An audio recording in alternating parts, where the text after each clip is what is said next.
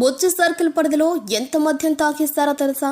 బుచ్చి excise శాఖ పరిధిలో బుచ్చి, సంగం, దగదత్తి మండలాలు ఉన్నాయి. వీటి పరిధిలో 16 మద్యం దుకాణాలు, 2 బార్లు ఉన్నాయి. వీటిలో గత ఏడాది ఏప్రిల్ 2025 నుంచి జనవరి 2026 వరకు 64.69 కోట్ల విలువైన మద్యం అమ్మకాలు జరిగాయి. వీటిలో 1,15,497 మద్యం లిక్కర్ కేసులు, 40,035 కేసుల బీరు బాటిళ్లు ఉన్నాయి. ఈ 3 మండలాల్లో 69.64 కోట్ల విలువైన మద్యాన్ని మనోళ్లు తాగేస్తారన్నమాట. బుచ్చి, దగదత్తి అండ్ సంగం ఈ మూడు మండలాలకు సంబంధించి 16 మద్యం షాపులు, 2 బార్లు ఉన్నాయి.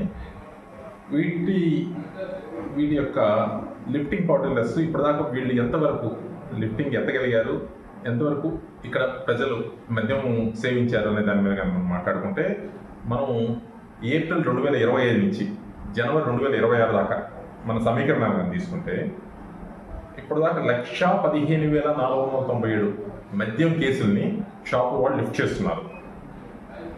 అలాగే బీరు 40,035 కేసులు బీరు, అంటే ఒక కేసు బీరులో 12 మద్యం బాటిల్ ఉంటాయి. లిక్కర్లో వచ్చే స్కూల్ బాటిల్స్ అయితే 12 ఉంటాయి, ఆఫ్ అయితే 24 ఉంటాయి, నిప్స్ అంటే వాటర్ బాటిల్స్ అయితే 48 ఉంటాయి. ఇవి ఇంత చేశారు. దాని యొక్క వాల్యూ వచ్చేసి 64,69 లక్షలు. ఈ 9 నెలల్లో మనం 64 కోట్ల మద్యాన్ని, గవర్నమెంట్ మద్యాన్ని షాపుల వాళ్ళు లిఫ్ట్ చేయడం జరిగిందండి. దీనికి సంబంధించి నెక్స్ట్ వచ్చేసి బెల్ట్ షాపుల గురించి. బెల్ట్ షాపులు వచ్చేసి మనం జనవరి నుంచి, లాస్ట్ ఇయర్ జనవరి 2025 నుంచి డిసెంబర్ 30వ తారీఖు దాకా సంవత్సరం రోజులు కనుక చూసుకుంటే మనం 53 బెల్ట్ షాపులు గుర్తించడం జరిగింది. వాళ్ళ మీద 53 మంది మీద మన కేసులు నమోదు చేసి వాళ్ళని రిమాండ్ పెట్టడం జరిగింది. అదేవిధంగా కన్జంప్షన్ కేసెస్, ఎవరైతే పబ్లిక్లో తాగి వస్తూ ఉంటారో అలాంటి వాళ్ళని గుర్తించి 18 కేసులు నమోదు చేయడం జరిగిందండి మన ఎక్సైజ్ స్టేషన్ పరిధిలో. వీటికి సంబంధించి 485 బాటిల్స్ని మద్యాన్ని సీజ్ చేశాము.